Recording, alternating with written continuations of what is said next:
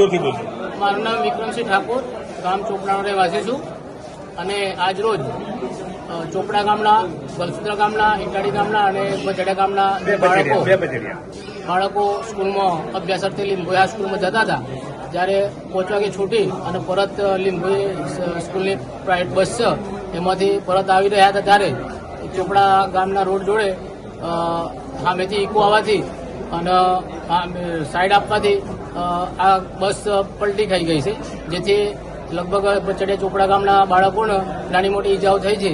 તે સારવાર અર્થે અહીંયા સાર્વજનિક હોસ્પિટલમાં દાખલ કરાઈ છે.